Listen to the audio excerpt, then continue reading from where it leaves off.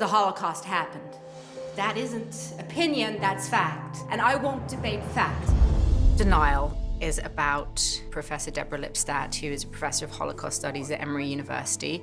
She's written many books. One of them is called Denying the Holocaust, and in this book she devoted a few paragraphs about David Irving, who is a British historian who is a Holocaust denier. According to the evidence I've seen, there were no gas chambers anywhere at Auschwitz. As with any ideologue, you speak outrageous things and you find that there are other people who believe those outrageous things. How much money have you made out of that tattoo since 1945?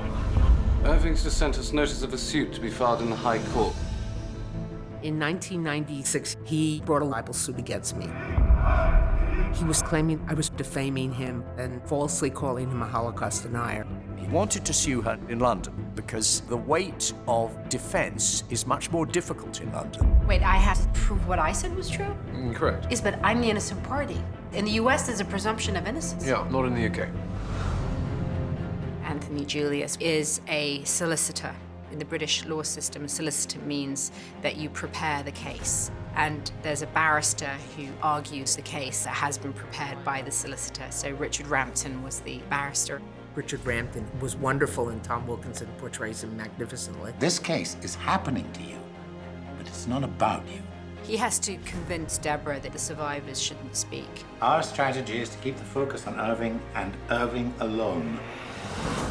Whatever the reasons why people become deniers, when you look closely, they often have an agenda which they won't admit to. So it was really essential to meet Deborah, to get a sense of her center of gravity in the way she speaks and moves. We spent a couple of days in my kitchen talking, for hours and hours and hours. I don't think her Brooklyn accent would have endeared her to the court. My friends will say to me, she captured your accent. I said, you think? Suddenly it becomes respectable to say the Holocaust didn't happen?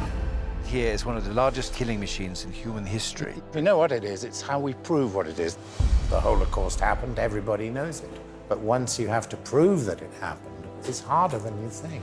There are no holes in that roof. Therefore, there never were any gas chambers. No holes, no Holocaust. He wanted a catchy phrase, he's got it. Obviously, I'm aware that the character that I play is very controversial, but it's my job to play him from his absolute view and give it texture of a fully rounded character. I'm not a racist. He's a liar and a falsifier of history. This is not a Holocaust movie. It's about the fight for truth and justice around this trial. We argue that Irving deliberately subordinated the truth in order to propagate anti-Semitism and engender sympathy for the Third Reich.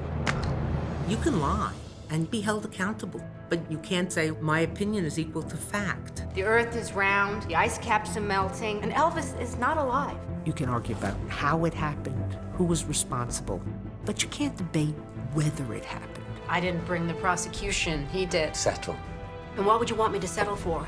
4 million dead? 3? What number would you be comfortable with? You can't fight every battle, because otherwise you go through life fighting. The reason you don't engage with people you disagree with is because you can't. But there's certain battles you can't turn away from.